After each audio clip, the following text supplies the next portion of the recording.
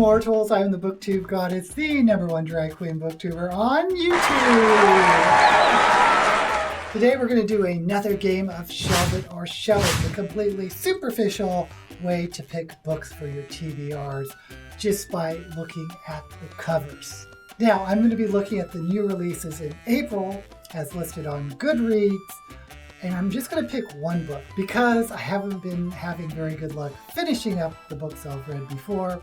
So my TBR is getting a little bit long, so I'm just going to pick one book this time. Take it easy on myself. First, we're going to look at the young adult books. It looks like there are just 4 of them. The first is Ruthless Gods by Emily Duncan. And the font is kind of cool. Looks very bloody with blood dripping down onto a forest or onto a mound in a forest. And it says, "Darkness never works alone." I haven't read anything by Emily Duncan, but it says she wrote Wicked Saints. I have heard of Wicked Saints, I just haven't read it. But as far as covers go, I'm going to show it. Next up, The Time of Our Lives by Emily Wibberley. Has a very attractive young adult couple, a boy and a girl who look Caucasian, and I have absolutely no desire to read it. So I'm going to shove it. Next up, The Best Laid Plans by Cameron Lund. Looks like another Caucasian straight couple. And there's a bra or a bathing suit, a bikini top, and looks like a red cup and pizza. Oh boy, this looks like something I am flashbacking to college. A kegger, pizza, bikini top, mislaid. It looks horrible to me. I'm going to shove it. And finally, it looks like another horror novel, The Silence of Bones by June Her.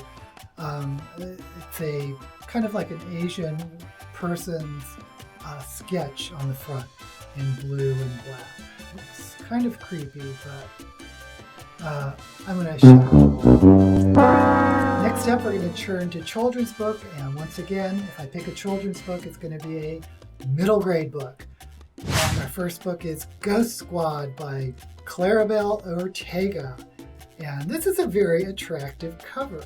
Gives me sort of a magical Harry Potter vibe. Looks like 2 African-American kids on a bicycle passing through an arch with ghosts around it. I think it looks a little young for me, so I'm going to shove it. Next up is RYSA and the Tree of Wishes.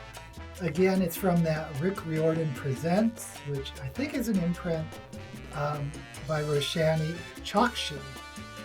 And it has 2 boys and a girl, 3 friends, battling what looks to be a shadow monster. I'm going to shove it. Next up is Alex Gino, award-winning author of George, Rick. So is Rick a sequel to George? I have a feeling it might be, because both the fonts are in this rainbow lettering. And I assume this is going to be a middle grade gay novel, and you know from my past experience, I did not have a very good experience with middle grade queen. I DNF'd this book. I definitely zapped Martin McLean, Middle School Queen. I do not recommend it, not at all. So do I want to chance it? One of my least favorite gay plots is coming out, because I've kind of read a lot of them, and I don't know, I'm not getting what this book is going to be about. I know it's going to be an LGBT book, but I'm going to shove it. Next up is Thieves of Weirdwood by Christian McKay Heidecker. A William Shivering Tale. So I'm going to assume this is going to be a series. I haven't heard of this one, but the cover shows 2 boys running on a path with tentacles surrounding them. Maybe it's another Lovecraftian twist. I am going to shelve this. I like the cover a lot, and if I find out it is a series, I of course will read the first book of the series rather than this book. And I'll get back to you on that. Finally, it's a book, Dewdrop, which looks like a children's picture book, so shut up. Now we move to science fiction. The Last Emperox by John SCALZI. So is Emperox sort of the gender-neutral way to say emperor, empress? That's kind of interesting. The cover is a very pretty science fiction space station, space dock. It looks like there's a shuttle coming in. And it is the conclusion of an interstellar epic. I don't think I want to start this one. I'm going to shove it. Next up is Bonds of Brass by Emily Skrutsky. And the cover actually looks very young adult, but it has sort of an animated figure of two faces with something beaming up. Book 1 of the Bloodright trilogy. So we would be coming in at the ground level of a new trilogy. I think I'm going to shove it. Next up is Now, Then, and Every When by RYSA Walker. Cronus Origins, Book 1, and can't really tell much of the cover. I'm going to assume by the title it's about time travel. I'm going to shove it. Next up is A Book of Coley by M.R. Carey. IO9 calls him a master storyteller, and it is a very strange cover. It looks like alien weeds growing from the side, and the background seems to be sort of dewdrops. I'm going to shelve it. I'm curious about this one. And the final book in science fiction is Bubblegum by Adam Levin. And it is a pink cover with sort of a bubblegum font and a round ball. And reflected in the ball is, I'm not sure what. Is it something, is it rocks on a string? I have to say I like this cover. And I'm not sure why. I don't know why I like this cover. It could be the title. I don't know this author. I like the bubblegum pink. I'm going to shelve this book, and it's just one of those covers that is intriguing to me.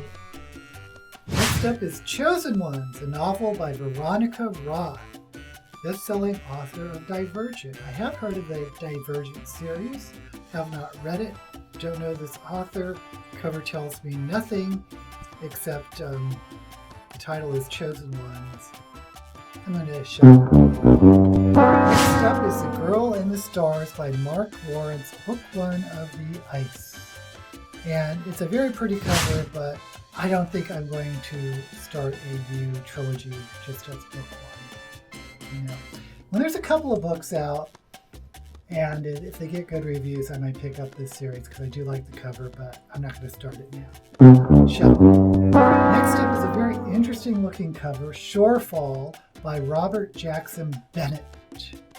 And it looks like a witch or a wizard sitting on a throne. Looks like a tarot card, kind of. There is a dagger, there's a key. I am going to shelve this book. Next up is A Moment of Tenderness by Madeleine L'Engle. I didn't know she was still alive. Oh my goodness. The author of Wrinkle in Time, as we all know and probably have read. I am curious about this book. Madeleine L'Engle still writing? And this is not in the young adult or middle grade section. This is the adult fantasy. So, and the cover is interesting. Can't really tell what it's about. I'm going to shelve this book because I am so curious. And our last book is The Glass Magician by Carolyn Stevermer. And there is a big swan on the cover, I think. And I'm just not interested. Not by the cover. Going to shelve. So the books we've shelved are The Thieves of Weirdwood, middle grade book, 2 science fiction books, The Book of Coley and Bubblegum. And finally, Shorefall and the Madeleine L'Engle book, A Moment of Tenderness. So what are we going to do? I'm not going to do the middle grade book. So let's just look at the adult books. We have 2 science fictions, 2 fantasies. My eye keeps being drawn to bubblegum. Isn't that weird? Bubblegum, Adam Levine. I don't think I've read that author either. Okay, I just said I kind of want to do the Madeleine L'Engle book just because I'm curious, but I'm only going to do 1 book this month because my TBR is getting out of hand, and I think I'm going to pick Bubblegum. I'm just curious about it. So let's read what it's about. So it is the astonishing new novel by NYPL Young Lions Fiction Award-winning author of The Instructions. Don't know what any of that means, but sounds impressive. Bubblegum is set in an alternate present-day world in which the internet does not exist. And has never existed. Rather, a wholly different species of interactive technology, a flesh and bone robot called the Curiome, has dominated both the market and the cultural imagination since the late 1980s. Wow!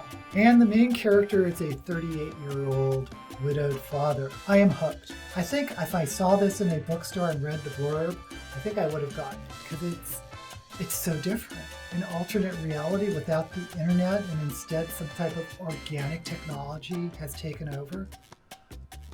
Whoa. So that is it for this episode of Shelve It or Shove It. I'll have affiliate links to the books I've shelved below. And until we meet again, may all the books you read be blessed.